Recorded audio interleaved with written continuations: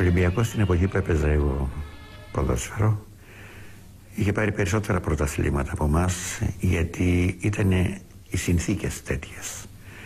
Δηλαδή τότε στον Πειραιά έβγαινε ένας πρωταθλητής, στην Αθήνα βγαίνανε δύο και στη Θεσσαλονίκη έβγαινε πάλι ένας.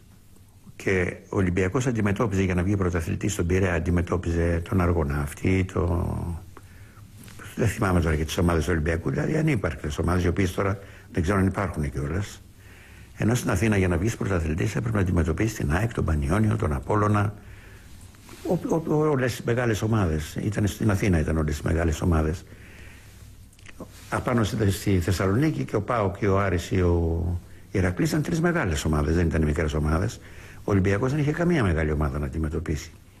Και ο Ολυμπιακός ήταν σαν να κάνει ένα χρόνο συνέχεια προπόνηση και να έρχεται να παίζει ξεκούραστος και προπονημένος με τους Θεσσαλονικείς και με εμάς. Και εμείς είμαστε εκτυπημένοι, ή τιμωρημένοι, γιατί μπορεί να είμαστε και τιμωρημένοι, ή εξαντλημένοι. Και πάλι τα αποτελέσματα ήταν πάρα πολύ μικρά. Δηλαδή να χάσεις με ένα γκολ, να χάσεις επειδή κέρδισε κάποια άλλη ομάδα ο Ολυμπιακός, δηλαδή να έρθει στη ισοπαλία, αλλά να χάσεις, ας πούμε, τον τίτλο για αυτό το λόγο. Και αυτό είναι ο λόγος για τον οποίο ο Ολυμπιακός πήρε τα περισσότερα πρωταθλήματα. Γιατί δεν είχε ποτέ του σοβαρούς αντιπάλους.